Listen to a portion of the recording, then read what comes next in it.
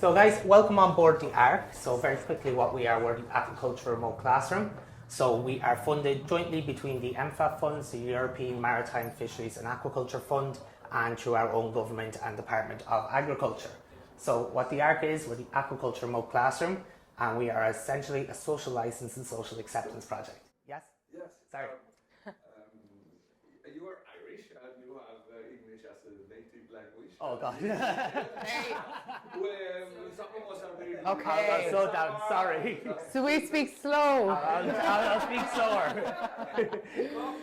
Yeah, the Irish talk There you very go, the quickly. coffee's hit a little bit too quickly. Yeah. We feel a bit embarrassed by not. Don't I'll be. slow it down, I can only absolutely. speak English, so it's already impressive that you guys have more than The one only language. language here for us. Yeah. Yeah, absolutely. So we're the Aquaculture Remote Classroom, and what we usually do is we bring this unit throughout Ireland and we visit primary school students, so that would be ages 10 to 12 years old, and we teach them essentially about aquaculture, but we tie it in with their own curriculum. So we've six different lessons that we teach throughout an entire day, last from about 9:30 to 2 o'clock. And the lessons tie in with the students' curriculum. So we teach strands of biology, geography, history, socioeconomics, sustainability, and health and nutrition. And to make sure there's as much interaction and involvement with the kids as possible, we have lots of different activities set up for them. So for socioeconomics, we have a building blocks activity here. So we start off with our one resource, which is our fish farm. And the idea is to get the kids to understand that our resources can supply jobs directly and indirectly and support an entire local community. The same goes for our geography lesson. We have a map plotting activity where we have different layers representing different factors needed for each of our three main species, our mussels, oysters and salmon. And we get the kids to understand where and what factors are needed to plot their salmon, oyster and mussel farm. So we found that the interactive side of the teaching is very important to get the kids to interact back with us, but also to get them to be interested into learning as well. So as well as that, what we have is virtual reality headsets. So you can see some of the footage here from the VR headsets. It takes you on a tour of a salmon, oyster and mussel farm throughout Ireland. It's about a 5-minute video with audio as well. And it gets them to understand where these farms are, what they look like, and a lot of the kids don't realise they're a lot closer to them than they think. So that's what we usually do. It's about a 4-hour workshop daily for kids. We can take about 30 students at a time per day, but we also do outreach to marine careers and for older age groups. How many were at one time? 30. A maximum of 30 at one time, yeah. And how many on a day? How long do they... It's Full day workshop. Yeah, it's a full day. Full day. The whole day? Yeah. So we usually start about 9:30, and then they're usually finished about 2 o'clock before the school finishes, so they can go back into their classrooms for an hour and get ready to go home. So we finish it up a little bit earlier than their school day. And then, do you want... No, you can say that. Just so what we normally do is, because it's elementary school students, so it's 10, 11, 12-year-olds. In Ireland, we can have maybe 4 classes if it's a big school. So what the Ark normally does is it drives to the school. So we normally take Monday as a travel day, drives to the school, parks up and stays there for the full day. And then so it's full day workshop. And then if it's a big school, we'll stay there for the 4 days. So Tuesday, Wednesday, Thursday, Friday to get all those students done. If it's a small school and there's only maybe, in Ireland, we have very, very small schools. So it could just be maybe 10 students in that school. Schools around the local area will collaborate and then they will all come. So we will park the Ark in one school where the parking is big and spacious for the Ark. And then the other schools will come visit. So we can get the whole local area involved. And that way it reduces the carbon emissions and, you know, the need for using lots of diesel, and we can stay in the one place. So the project launched in 2019. It was different to this unit. It was a much older unit, okay? And it was all manual, whereas this is all automatic, it's all self-expanding. But the problem with the old unit was it took a long time to set up. It could take an hour to an hour and a half to set up, and you had to level it out, so it was very labour intensive. So when COVID hit in 2020, we decided, okay, perfect time now to upgrade the unit. So this is where we started, this is where we got this unit. And this is self-expanding and can be set up within 30 minutes. So very, very easy to use. If you can see here, there's ridges here, everything gets pushed into the middle, and then the floors close up and everything closes in. We have legs on either side, and the legs lift up, and we have a truck that backs in, so everything can be taken apart and we can be driven off and finished with the school within 30 minutes. And the truck, that is not a special truck, or is it? It's just a normal, you know, like a normal Container truck. Yeah, Arctic kind of I'm not good with trucks, but it's your typical. The Ark container truck. It could Yeah. be, Yes. any Absolutely, yes. It's your typical one. It's a blue. Sorry? The blue truck. Oh, Katie has a There's a photo picture there. we can pass Katie, around. yeah. To match the team, yes. Yeah. The old Ark was good. You could fit a lot of students in, but it was too labour intensive. And also, we can only, in Ireland, obviously with the Ark, we can only visit one class at a time or one school for the entire week. So what we've decided to do now is, because there's 3 of us, so Katie, myself and Hugh, we all work on the project. 2 people go on the road and teach on the Ark at all times. And then another one of us will be at home doing admin work. And we also do webinars to the schools that we can't hit, because we have over 600 schools on our waiting list. The demand is so high. We need maybe another 4 of these to hit all the schools. So that way we give 30-minute webinars to the schools that we can't really visit, or the schools that might be landlocked, and that way they are getting an impact too. Did I miss anything? No, I'll just talk Well, about you have only one of these. Only one right now. for now. Right now. For now. There's talks of a second unit. So this one is just dedicated to elementary school students. Sometimes we go to high school students and we talk about the potential careers in the marine industry. So our goal with the high school students is to talk about careers. So, marine science, commercial diving, marine engineering, fisheries, aquaculture, all of that. Whereas the Ark is dedicated solely to social acceptance, creating awareness around aquaculture, understanding, and just teaching students. So the next goal now is to create a second unit. But we've only really done hour-long presentations with the high school students. The impact isn't as much, so that's why there's talks of a second one. But as of now, since 2019, we've had a total impact of over 45,000 people.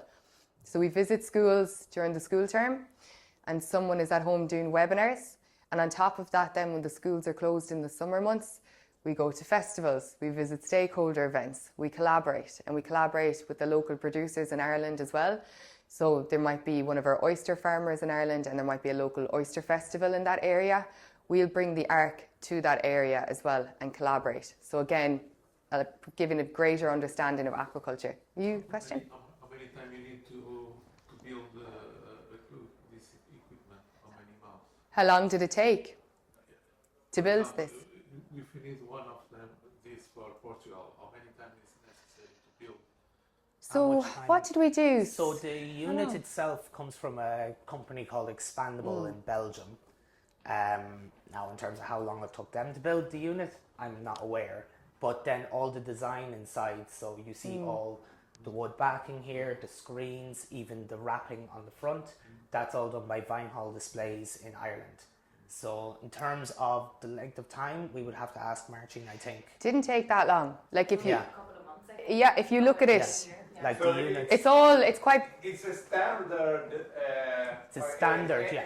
With expanding. Yeah. container. There are Yeah. different And then sizes, and yes. then what you in Ireland have done the Design. the layout. Yes, absolutely, yeah. Okay. From what I remember is there's a couple of different sizes of expandables. I think this is the smallest. This is the smallest, Yes. yeah. This is, but even if you look at it, this is really just the bare minimum. We've designed it a little bit, but this doesn't take long. This is very quick to put up. This is just wood paneling. This won't take long. You need to install some screens. You could have it installed depending on what you want. I reckon if you've purchased the unit or at least the unit, you could have it done within a month, 2 I would months. imagine, yes. Yeah, You can say 6 months. easily 6 done. months, yes, absolutely, yeah. You're leasing the unit. If you have someone to design your content, design the workshop, okay, that's done. Maybe have your presentation and your workshop done before you purchase this. Have your work program done, all of that. Then the wrapping of the unit, the layout, it's just wood paneling. It is quite basic. The lighting is what makes it. It's a cinematic experience. So it's the total opposite to your regular classroom. So once students come in, they're already captivated, And even something like that with the lighting, and the lighting does be a big draw. It essentially is quite simple. That it is just LED lighting. It's so easy behind the cladding. So yeah, it looks really modern. simple. There are simple solutions for some difficult problems, I guess, as well. I guess if you start thinking of setting up your own arc as well, we're always open to collaboration. That's why we have the report that's there. So that report is kind of just a blueprint of what we did, how we did it, and how we've got to where we are now. So I think what we're going to do before you leave the arc is we're going to get your contact details and give you our details as well. So if you need any help with anything, you can just reach out to us as well. We'll help in any way we can. And also, we did it aligning with our school curriculum. In Ireland, the students are taught geography and climate, farming on land, agriculture is really big in Ireland. You just mould and model the workshop to what suits your needs. It's so easy. It's so easy. And like, as Katie said, we're here to help. The hard part is done. You know what I mean? You're just working it to your country's needs and your country's climate, sustainability in Sweden, all of that. So it is very, very simple. And we have all the resources available at the moment now, so we're ready to give those out. And in terms of the presentations themselves, they're all similar in the content, but then they can all be individually tailored towards different age groups. So we have our content tailored towards 10 to 12-year-olds for our primary workshops, but even still we can tailor that content towards a general age group or general demographic for festivals and events, and we can also tailor it towards high school students for marine careers as well. Here's one. Would you like to try the VR headsets, and then we can do a couple of questions Yeah? afterwards? Yeah, perfect. Yeah. So what we might get is if everyone can sit here and face these screens, because the VR are very awkward, and if you're not facing a certain way, they don't work. So you're going to explore a salmon, oyster and mussel farm, as Hugh said, in Ireland. And it's 360 footage, and there is audio, so you can have a look around and you can listen as well at the same time, okay? Well,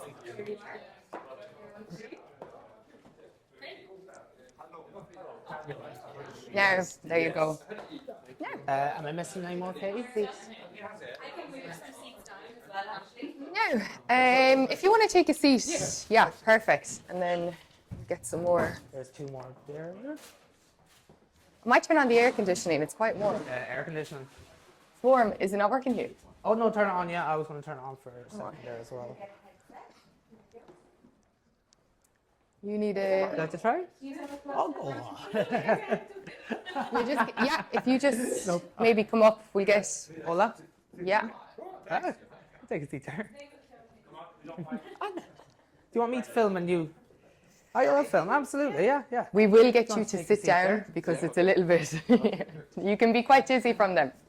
And you need a VR, Katie, this one. It's on, is it? Yeah. Yeah, so anyone who has glasses, you can just pop them on over your glasses, okay? You might need to adjust the straps a little bit, but it should be fine. Perfect. Okay, so when you put on the headset, you should be able to see Arc connected. And what's going to happen is it's going to go dark for a second, and then the video will start to play. So it's 360 footage, so you can look all around you. Keep your arms and your legs to yourself. And it'll take about 5 minutes, and then we'll do some questions after.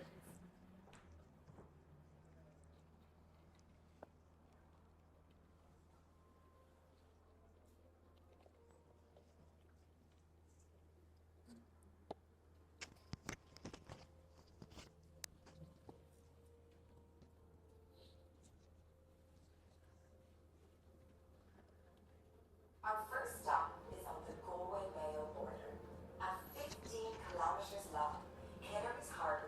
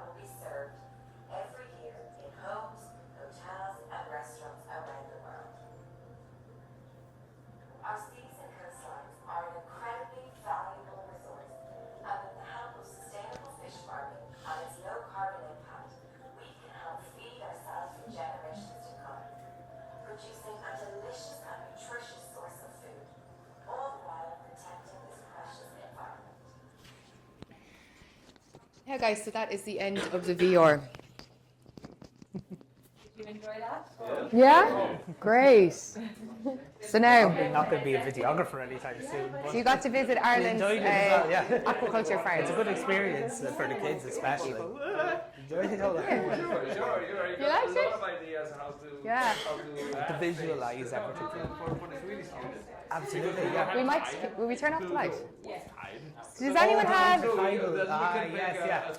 Does anyone have any other questions that they might like to ask? I think the idea and the beauty of it is it's flexible. It can be used for a multitude of different purposes for learning experiences as well. Always, if it's to adapt to the videos of each of the reality of each country.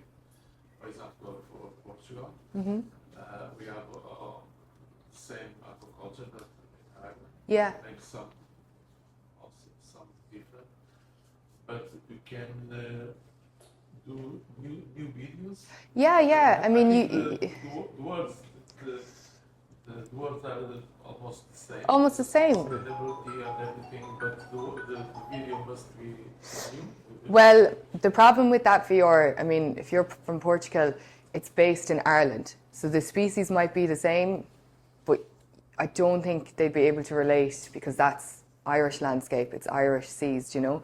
But if you just got footage, that's very, very easy footage to get. Like you could get the same in yours. We used a 360-degree camera for the underwater footage, and then we just used a drone for the to fly over. Yeah, so very, very Easily easy. replicated as well for another country, yeah. The reality of these programs is there is NFAT funding for these programs, and NFAT will channel it to the member state, and then will expect to tailor the program to the member state. This is where this all came from. This was printed by the Commission. It was a program that came out in about 2017, 2018. And the Commission gives clear guidelines here on how the program should look in general. Now, the issue we have is every member state is different.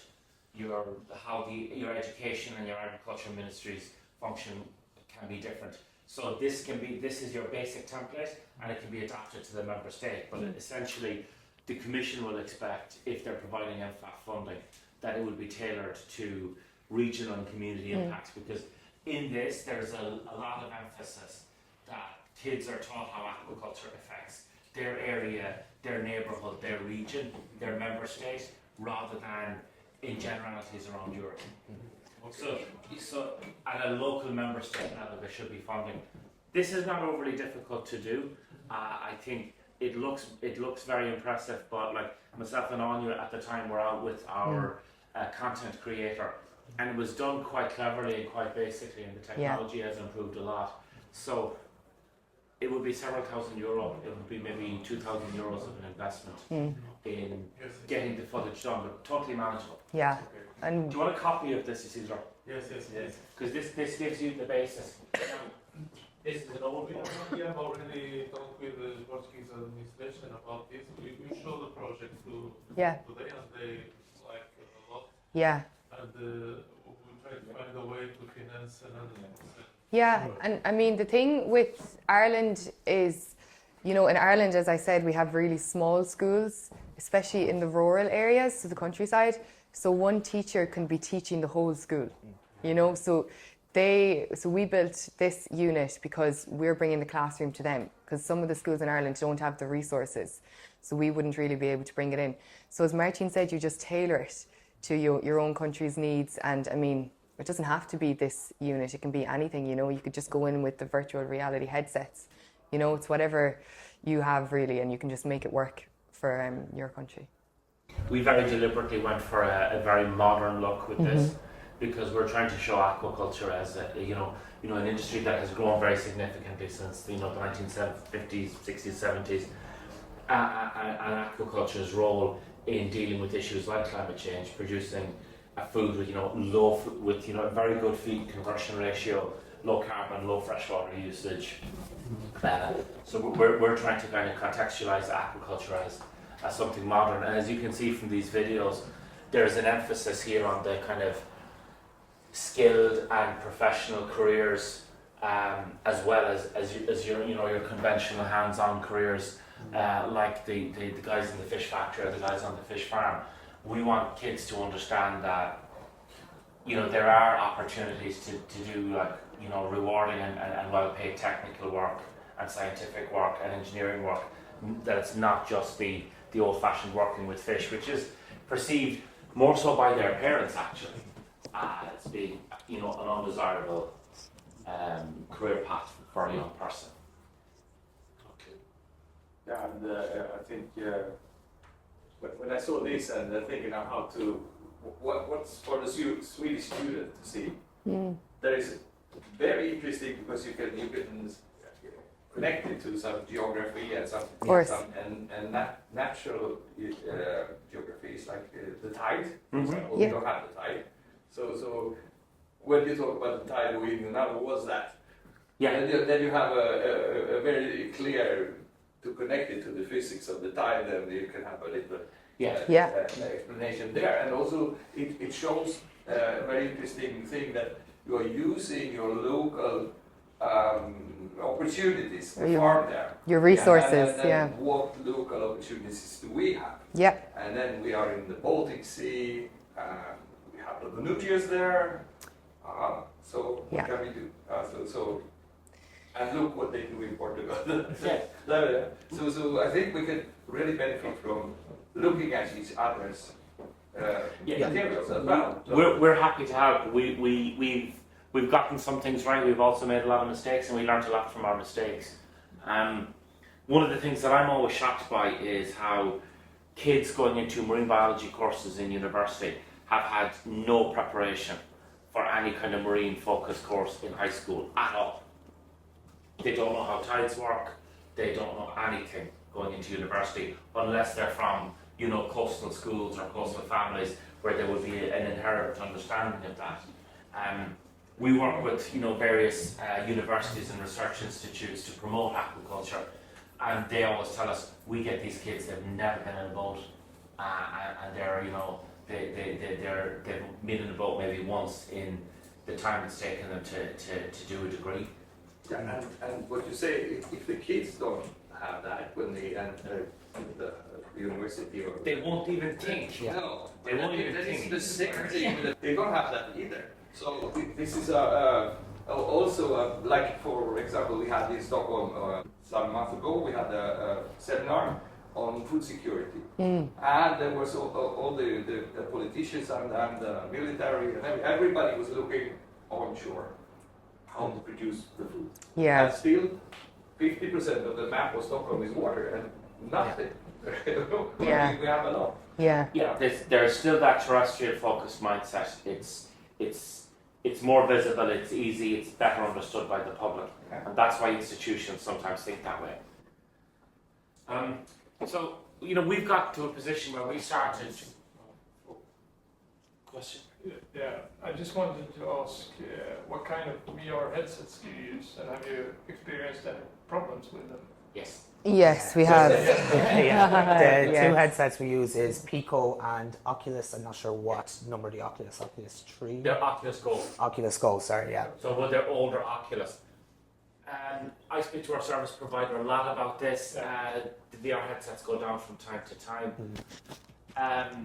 We moved away from Oculus because Oculus were taken over by Meta, and Meta started to lock their products and services to, you know, Facebook accounts and stuff like that, and kind of tried to kind of lock you into the Meta system. So we went for Picos. Essentially what we had to do with those headsets, we had to get a really good VR guy, a small independent guy, to essentially hack the software, disable the buttons. I mean, when we got the VR headsets initially in the first iteration of this program, it was VR headset and controller, and we had 15 headsets for possibly 25 kids. You can imagine how difficult that is to manage. You know, everyone's starting at different times, everyone's pulling and dragging. So what we did is we got a VR guy to hack all our headsets, disable all the buttons that were not necessary, you know, to stop users going into menus and stuff like that. And then we use VR Sync via the tablet. So what we have now, as you've seen, they get handed out. Everyone's told to calm down, prepare, put them on, and then Do you do they're controlled all simultaneously. 30 at the No. same time? We We- do and we don't, yeah. No. It depends on the size of the class we have in here. So if we've 30 in here, we've about 25, 26 headsets. So we usually do in 2 groups. So there isn't too much of an issue because the other half might have some questions during that time. We will go around and answer the questions while the other group is watching the headsets. So usually we can get all done. Then you go outside. Yeah, after they're done with the headsets, then they're on their little break and they'll come back in after about 15 or 20 minutes or so. Once they've calmed down. Yeah. But the secret is to have as many as possible having the experience simultaneously, because that's easier for the guys to manage when they're here. Because there's a lot of energy in this room when you've got 10 and 11-year-olds. That's the hardware. The Yeah. software that synchronizes both audio and VR Sync, we use VR VR Sync. Sync, and we got a lifetime license, which was a little bit more expensive. Yeah. But there's no updating annually, and then we can put it on new headsets as we bring in through new headsets. So we have a license for up to 50 headsets, and we use the VR Sync, and it's called a kiosk mode. Okay. So, you know, we're fortunate. We have some really good VR people in Ireland. We work with a company called Fourth Reality now. He's a small independent guy, and we had real issues with the headsets. So he updated our hardware for us. Our router wasn't powerful enough to manage all the headsets simultaneously, so he upgraded that. He gave the guys a user manual and a troubleshooting manual, and then he synchronized everything up via the tablet. And then hacked the headsets then so that you could run all the controls and disabled all the unnecessary buttons. So these are designed for single users and users who become habituated to their using. They're not really designed for 30 people who are going to use them once and not have a chance to get used to them. So you have to, hack the sets and disable the buttons and stuff like that just to make it convenient. Yeah, we also bought a setup for an entire classroom via VR headsets, but they don't work. So, Why don't they work? well, we are experiencing problems with synchronizing all the headsets. So perhaps we need a VR guy who hacks the system. That's what we had to do. They're designed very much to lock you into software packages and to customer support. You're just going to have to cheat. You know? Because if you have 25 or 30 kids in here, you can't play by the rules. You have to cheat, hack them, disable functions, reprogram them a little bit. This is something you teach the kids also. No, they already know. Smart kids. But yeah, that's what we did. We worked with a small independent guy who knew all these tricks. We still have trouble. The synchronization. What kind of router do you use? We had a really weak router in this that wasn't powerful enough, and we were having issues with headsets registering and unregistering, falling on and off the system. That was the same problem we had. Yeah. So your router. The Wi-Fi. Yeah. Went on and off. Yeah. So your router might be the issue there. Once we changed our router, that pretty much stopped.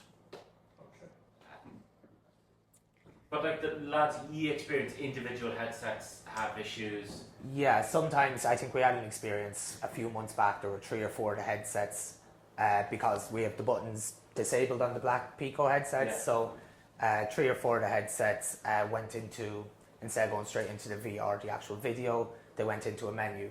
So it was a subscription menu. So you couldn't do anything with those headsets, and we had to call up it's Gary, isn't it? Yeah, Gary of Fort Reality to actually enable the buttons on it. So it was a very simple fix. You use the volume buttons as a select option or an OK option essentially.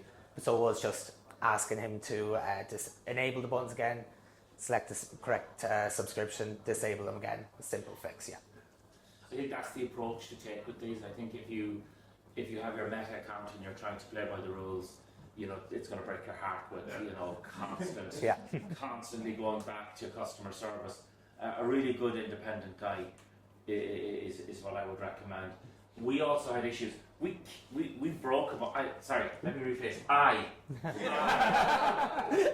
I broke a bunch of them because we sometimes bring this out to schools. We might practice in a school on a Friday, close it up, leave it there, and then come back on a Monday and start teaching again. You have to be careful cold. Oh. If your batteries discharge, particularly in periods of cold, your batteries may never come back to life. So we lost a bunch through leaving them in this unit. This unit is not heated, it's just parked, and it goes to ambient over the weekend. And we lost, I think we lost them in -5, -6. And the ones that had battery were fine, we could recharge those. But the ones where the batteries were gone, Dead altogether. they were dead, and we just had to just bin them. So we take them out now during the Christmas holiday period where it's probably at its coldest, and then during the weekends, so as Martin said, we leave it parked over at the school over the weekend for next week's school. We have a trickle charge that keeps them charged even when nothing's plugged in here. So there's a little bit of power still going into them, keeping them charged while they're not in use as well. But yeah, as Martin said, if there's a cold snap, we'll take them out of the Ark and someone will store them in their house somewhere warm at least for a period of time. Yeah, so we have a big battery pack installed in here. So when it's running from the power like this, it's charging. It's programmed then to give like 3 or 4 minutes of charge every 2 hours. So if it's parked up for a week, the batteries are starting to go down, but it's getting a little bit of charge all the time, and it stops the batteries going completely dead. Because if your batteries go completely dead in headsets, that's a problem. But you know, our VR guy said to us, they will break. You will get 2 years max from a VR headset. They will break. They just don't last. And he said, just accept it as the nature of the technology that you get 24 months and then you have to buy new ones.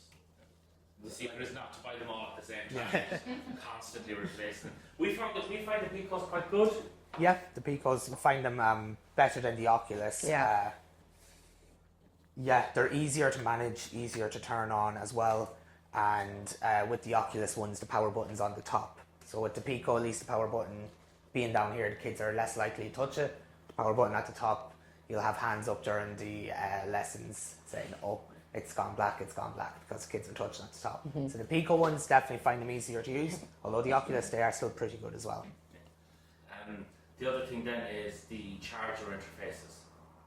We changed the charger interfaces to the magnetics because I think if you're constantly plugging and unplugging, you can break that interface. Look, it's a big hit, the VR, and it allows kids to see, but it's only a really small part, but it's an important part. It is In their a day, how many times do you do the VR? Once. It's the end of our first lesson. Yeah. So it's about 40 minutes of teaching, presenting, and then we always have an activity at the end of it. Yes. So we talk about farming on on land, top there, and then we talk about the species that we farm in Ireland, and then we tie it in together then to show them the VR. The VR has a huge level of impact though. It's one of their favourite activities of the day, so I would recommend if you can get them working, it's definitely worth it. Here, you want to throw it out here, Margie? You want to Yeah, I will. Katie, do you want to run the quiz? That's how I'm saying on, you can do it. Alright. Would- Oh, yeah. Anyone want a few? I'm going to ask some questions Oh. about aquaculture. So this at the very Time for a quiz now. So at the very end of our entire workshop, we finish off the day with a big. So at the end of the day, we finish off our workshop with a big quiz. So at the end of the day, the students will be divided up into groups. Each group gets a buzzer, and we ask a couple of questions. And the group that gets 3 out of 3 comes first, second, and third. This causes mayhem. This really does cause mayhem. But they love it, and it actually just confirms how much that they have learned in the full day workshop. So we might ask a few questions. We'll just test one of them first, okay? So, red, do you want to press it? Perfect. That's what it comes up like. Orange? Oh, purple. Orange? You want to press yours? There you go. Yellow? Green? So we make sure that every team gets a chance to press their buzzer too, because there's always conflict saying my buzzer's not working. Okay, so I'll ask a couple of questions, but I'm sure you probably know them anyways. So what does the ARK stand for? What does the ARK stand for? Oh. It was the first thing I said when you walked in here. Oh, red. We'll give it to you. Okay, so next question. What is aquaculture?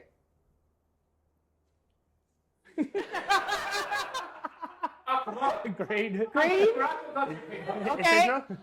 Producing animals, plants, Yeah. and Farming underwater. That's exactly what it is. Okay. Have we got anyone who knows their oysters? Anyone familiar with oysters? Okay, all right, I'll ask a question. How many litres do oysters filter a day on average? Oh, we have higher than that now for our oysters. We'll give you 90. We'll give you 90. So we say in Ireland it's over 200 litres a day. Yeah, but I think it varies. Calm. Yeah, but we get a lot. We use the quiz just to test how much information has been retained, and we see quite high scores. They all get scores. The only teams that might not get scores is if they don't press their buzzer quick enough. So what we do then is we'll go around to each group and we might press it, because it's not nice if a group gets left out. So I always like to leave them once they all have a point, so then they all feel good. Yeah, but they learn so much. It's crazy, considering they've just walked onto the unit and had no idea what aquaculture was. Some of them know a little bit about fishing, and they know a lot about agriculture, so farming on land. In Ireland, it's over 65% of Ireland's land mass is used for agriculture. So we're famous for our farming, but a lot of them don't know aquaculture, so they're completely new. And then by the end of the day, doing this quiz, it just confirms how much they've learned. And children are like sponges. They really do take it all in. Yeah? For how long have you done this aqua? So it launched in 2019, and then this new unit has been going since 2021. Have you seen any effects, like how they choose when they are going to high school? Or It's still a bit too early. Yeah. It's still a bit too early. So the problem in Ireland is the elementary schools, they go off then into high schools. So we teach elementary schools. It's really hard to track them in high school. But this is why there's talks of the second unit. So that's going to focus in solely on the careers in the marine industry, and it's going to focus in on high school students. That way we can track and we can collaborate with the high school's teachers, their guidance counsellors, and we can really see the impact and how many of them are actually going to go off and study something in the marine sector, whether it be technical, like your commercial diving, or your marine engineering, or your marine science and stuff like that. So hopefully in the next few years we will see how much of an impact this has been. Have you been asking the farmers if they have around the neighborhoods feeling that the knowledge and knowing is getting more, or what do the farmers say? Yes, essentially what we try and do,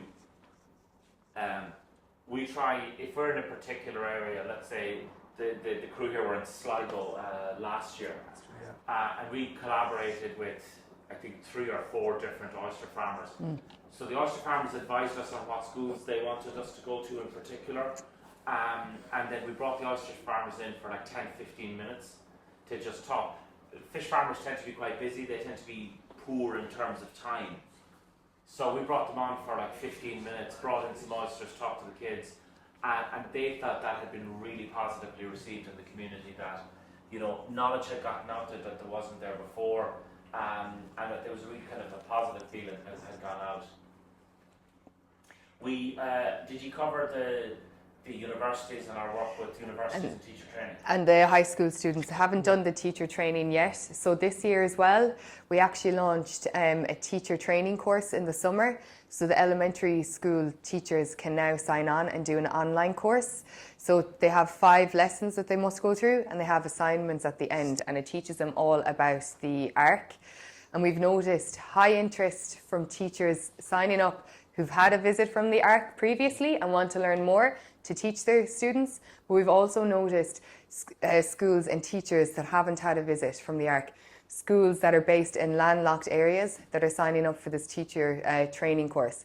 And this summer we had over 90 teachers log on, which is great, considering it was the first time that it's been advertised, and considering how few teachers actually know what aquaculture is. So we're hoping next summer again it will just double, and eventually everyone will know about aquaculture. Yeah, and then Question. Yeah. When you talk about landlocked schools, oh yes, what is actually that? with Is Irish, do you yeah. have floating schools also? So you want to say Yeah, I was something? just going to say, which in Ireland we have within the Republic of Ireland we have our 26 counties. So some counties don't have a border with the coastline. So essentially it will be, imagining like Switzerland in the EU, yeah. So the regions that aren't surrounded by the sea. Yeah. That's what we talk about. Sorry. About the lesson, how much can the teacher use your lessons as a part of the education? That's a lot of the feedback we got from the teachers during the summer courses. So in all you were saying, we got roughly over 90 people signed up in our first year of the summer courses. I would say about half of them, even more than half, registered online for the Ark to come and visit their school as well. So a lot of the feedback we got in terms of the forum posts. So they're required to submit a forum post or a module post online, and we have to review it as well. So the first one was our introduction to aquaculture, and a lot of the feedback on that was how aquaculture could be used in their curriculum, and they didn't even realise at the time. So a lot of feedback we've gotten is about teachers wanting to use aquaculture in their own classrooms to teach about the subjects we're teaching in here as well. So that's why it's great with our usual workshop that we cover strands of geography, socioeconomics, history and biology, because it can be brought into the classroom and it can be given then some information on how aquaculture relates to all of these as well. And as well, like with the teacher training course, as Hugh said, you can bring all of these into the classroom. This mapping one is so easy to bring into a classroom. If you think about it, you print off something on Google Maps and you talk about your local area and you give it to each student in the class, you can figure it out yourself. This one is a really good one to replicate. With our health and nutrition lesson as well, we also talk about the benefits of eating seafood. So, they can talk about that in the classroom. We do an I Spy one where I Spy in the supermarket. So it's an activity where essentially the students are on their weekly shop, say with their parents, and they can act as consumers, but reading all the nutritional information and taking some of that nutritional information into the classroom and comparing it with other students as well. Yeah, and as well, we push as well to always read your labels. Yeah. And even MSC, ASC certified, European organic label, all of that. So they're really simple activities that you can use in the day-to-day classroom, maybe not the building block one, but the rest you can, yeah. But you could even use other examples, how one core business can support a whole community. You can have a discussion on that in the classroom. You can talk about jobs in the local area and how the core business, so your salmon, oyster and mussel farm, might bring more jobs in, direct and indirect jobs that are all benefiting. During the pandemic, we worked with our service providers on this, and obviously schools were closed, and then they weren't accepting any external people to come into the schools. We actually have a concept design for all these kind of materials that can be produced relatively cheaply and sent to a school. So if you wanted to prepare schools, let's say, a few months in advance, we have a basic concept that we could share with you. We redesigned our building block to be a jigsaw, because it's two-dimensional, it's flat, it's light, and it packs down small. So you can redesign these things in really clever ways to make them cheaper, easier to reproduce and easier to send by, let's say, courier or postal service to schools. So we have an initial concept for these as well. We designed them during the pandemic, but we didn't end up using them. The concept is there if anyone needs it, And we also have online videos as well, so lessons too that are available on the BIM website. So we can send those over too. We did all that. We filmed that during the pandemic as well. Did it very cheaply, very basically, not very expensive at all. And we do webinars. I mean, Yeah, we said that, but the webinars are very effective to get higher numbers. The impact in the school might be lower, but it's good when you're talking to your ministry and to your funders that you are still getting good numbers. Mm-hmm. So just because you are from BIM, all of you, and it's BIM that is administrating everything. Yes. Like that. So in our case here, we are a producer organization, and also for Recirkfisk in Portugal, it's a producer organization. So what we do now is try to convince our authorities to absolutely to finance us to do the same. Yeah, yeah. But as you already are in the authority, how come the initiative came from the authorities? Because our authorities haven't had this initiative by themselves.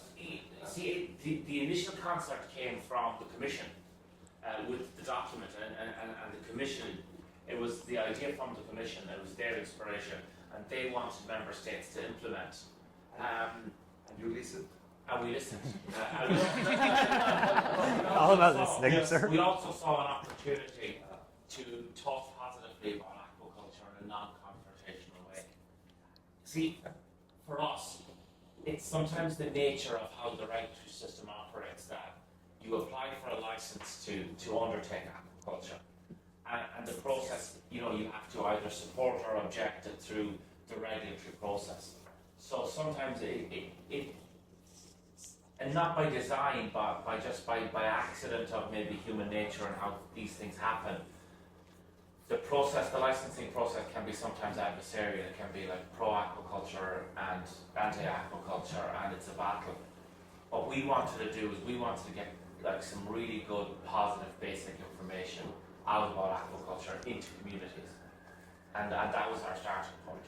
So, as an agency tasked with aquaculture development, if we can get our communities to think more favourably of aquaculture, we're not necessarily trying to change their minds. We allow them to absolutely have their own opinions. We are an open democracy. But the idea is, if the communities know more, the processes and the interaction between the community and the authorities and the aquaculture producers might be more positive, it might be more collegial, it might be more cooperative. Because I think there's often a complete lack of information and knowledge of aquaculture. You know that very well because it's our problem in Sweden, in Portugal, everywhere. The question here is, you, like government, you take the position to do the job. And in our country must be the associations to do that, because the administration don't take this opportunity. The administration has to be neutral. Yes. For example, they are more. Yeah, you have an interesting. The situation in Ireland is different from. We're a development agency, and it's why we're paid. We're paid to do development, so it's easier for us. Okay. I think an opportunity in Portugal that you absolutely have to pursue is cooperation with the universities and the high schools. Because the universities are large, influential organisations. They're competing for students, both nationally and internationally for students. And they want the best kids. They want the kids that will succeed. We find that in university, high school has not really prepared them for marine and aquaculture courses many times. Their background in marine and aquaculture has come from accident of where they grew up, or an interest in the sea, or sailing. I think if you can convince, associations of high schools and, maybe one or two universities or research institutes to partner with you, I think that would be very, very beneficial. But you want to start in the 10 to 12. That's so important age. Yes, The research shows. You need to get them on the hook. Yes, you do. Of course. Then you have the high school. That's you need to have them 10 to 12 on the hook, and then you can go further. So the research is starting to show now that kids are starting to think about careers and and their work life at the age of 8, 9, 10. I think the research is showing that time and time again. So we have the high school.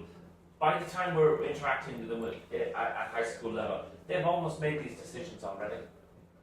They've crystallized their interests in various careers. So I think that's why starting young and pipelining them from elementary school, better high schools and universities and training institutes. That's the partnership. That's the consortium. I think that aquaculture producers alone, it will be difficult to manage. It will be a lot of logistics and a lot of cost. Whereas if you spread that with a consortium approach and you take an education approach to pipeline them to college or training, eventually, I think you will reduce your costs to your association, and you get much bigger impact and much bigger support. We're really surprised. Our universities, they want us to come to open days to talk to high school kids. So we go to universities with this. We have content for high school kids, and we partner with universities and we go, look, this is a really good school if you want to do marine biology. This is a really good school if you want to do marine and freshwater science. So we have those partnerships now. Yeah. Mm-hmm. One question: have you thought about when the kids are 9, 10 years, when they wake up in the morning and still have been here and they have dreamt about this, what they bring to the breakfast table in the family? Influence. Yes, Influence. yes, exactly. Influence. But have you thought of special information that they can provide at the breakfast table to challenge the parents on outcome? I don't think there's a need for them to. I don't think need so. to inform and educate their parents a little bit. Like if you presented this workshop to adults, No. they would have no idea either. So what we're teaching the kids, they're already teaching their parents. Because when I tell you in Ireland, very few people know about aquaculture. That's the adults as well. So what we're teaching the kids can literally be taught to their parents once they go home. For as well as the children enjoy being in here and they get a lot of learning out of it, the feedback at the end of the day from the teachers is how much they've also learned out of it as well. So we can see that aquaculture isn't known throughout the country, even within adults. So it's great to actually hear that feedback that they're learning themselves, and it might impact the adults as well as they're in the classroom. But our first kids are going to be gophers next year. Crazy, Martin. But Oh you God, said that's also just- when I you don't have like 30 kids here, there's a lot of energy in the room. Yeah. Could you also measure this energy and see if it's more or less when they come and go? Oh, it's so funny when they first come in. So they first come in, they're shy, nobody's really talking, and by the end of the day, they're so comfortable with you, they're wild. Yeah. And I mean, that just shows in itself how much you have impacted them. You have to love what you're doing. You have to be motivating. You have to want to inspire these kids. If we just came in the morning and said, all right, aquaculture, there would be no impact, So you have to work with the kids. But you can tell, as you said, when they walk in, very low energy, they're fascinated by the unit, but they're quite shy with you and they're not really that interactive. And then by the end of the day, we finish with sustainability, and that's more of a discussion. You can talk about what's sustainable, what's not, and they're all hands up, hands up, hands up, Is the classroom big enough, or could you have it bigger? I mean, Well, this is the smallest. Do you want it bigger, or should you? You could have it bigger, but I mean, at the end of the day, how many kids? No, I mean, 30 kids is quite. I think 30 is Yeah. enough, and that's the average But size. it's a small classroom for 30, but. No, I think it's a pretty perfect fit for I 30 think, yeah. students, I would say. With Yeah. the 30 students, the teachers usually stay in the corner there. And And then they're smaller kids too. This is Absolutely, happening yes. here. Yeah, They're yeah, smaller absolutely, kids. yeah, Different, yeah. looks different. And sometimes you wouldn't want a huge classroom, because it's intimate. You're having that level of impact by the size of the unit as well. If you had a super big one when it was all spaced out, you'd be shouting down the end, and it wouldn't. I think it's nice to have it this size. So as it's set up there with the seats out, that's usually how we have it set up for the first hour in the morning. is 3 rows of seats to get them in and get them sat down, and they will learn in the morning. But then once they come back in after their small break, we have them set out in about 5 to 6 tables that we've up here. If we had any more in that sense, I think it would be quite difficult for us as like tutors to get around to each group individually during the rest of the day. So I feel it works better for us to be able to make sure each group is heard, and that we're able to get around to them, speak to them, and see if they aren't able to keep up with some things or what they're learning exactly as well. You were going to say something, Richard? How many are you? You are 2? 2 and 1 at home doing webinars and admin. Okay, so you at the school you are 2 here, and then the teacher is... Teacher's always in the back too. Yeah. Always have a teacher on board. Any I mean, we have a concept where we do a full day. I think if you're trying to cover a much bigger territory, you could actually go for something smaller and simpler with a quicker turnaround. The initial concept we had was for like 2 schools a day, but the first truck we started out with was too slow. It just took too much manual labour and too much time to set up. So I think 1 school a day is about. We've done 3 schools in a day for like special events where we just did, we did an elementary school in the morning, and then we did 2 high schools in the afternoon, where we just got their year 4 kids on for like half an hour at a time to talk careers, and then we moved. Keep an open mind with the concept of the vehicle. Don't get hung up on the vehicle. in Sweden we need 5 or 10 of these, so if we would... you also have really cold winters. Yeah. And Portugal, you get hot summers. Yeah. This is a glass box. Yeah. This is a glass Yeah, box. this gets hot. It gets hot. Yeah. Even with that, We have 30 kids inside it gets. We have to put this film on this thermal and visual film on the windows, because when we started it was just clear and it was cooking us. So think about the concept, think about what works for your local users. Our old truck was really, really cold. We used to have kids in there with the coats on. Yeah. This has much better heating and cooling. Yeah. And even if you'd like to log on for one of the webinars will be starting back up again. We can send you the Zoom invite and you can log on, and that's just a 30-minute webinar just to see what we do then to schools we can't reach. We have everyone's details Yeah. so we can send you like before the webinar. Yeah. Just sit in, just listen, see what. Yeah, it's good to see, We opened the discussion with about it, because in here now there is 2 teachers. There's Ida and there's Frida. Yeah. So we were thinking about opportunities to that they can come in Ireland. Of course. And join. Absolutely. Absolutely. Always be arranged. Absolutely. Most welcome. So you will have assistants during I love it. We can take a seat and relax. So you can take over. Day off of teaching. Absolutely. You're most welcome. And when in time would that be a good for you? So our school term starts in September. I mean, what about October, We're November? really flexible. Yeah. I think so, yeah. So it's really whatever dates work. you for go from September, November... To December. And then from the last week of October. And then Christmas break for 2 weeks, and then the New Year again. We're very flexible. If you want to give us the dates, we can work around that. That's Ida and Frida. Yeah, and like Yeah. Where are you Absolutely. going to be traveling from? Stockholm. Yeah.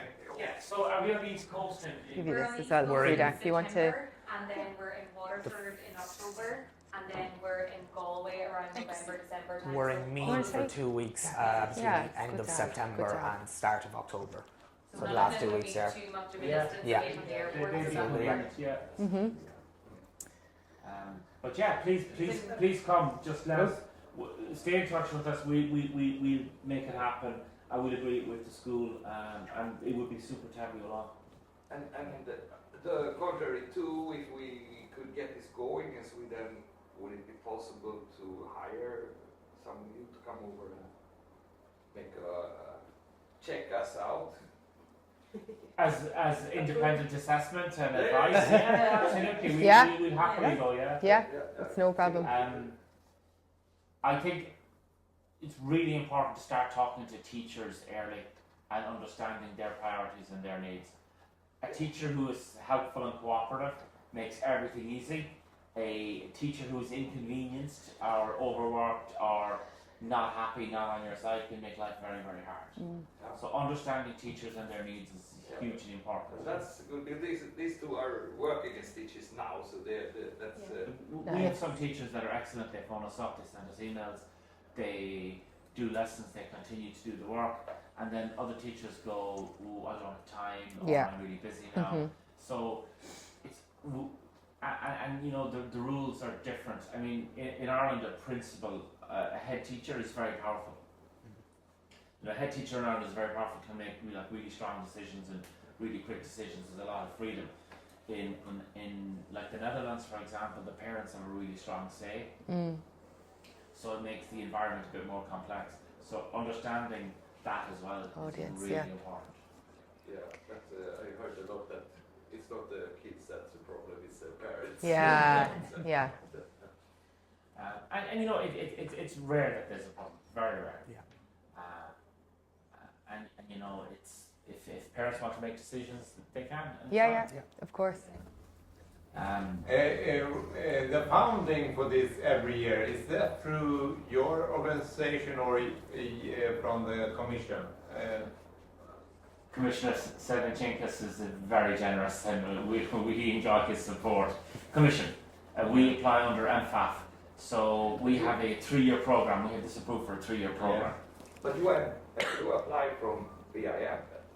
Yeah, we applied via our ministry for funding to the Commission as per the aquaculture. You know the priorities in the European towards a sustainable aquaculture.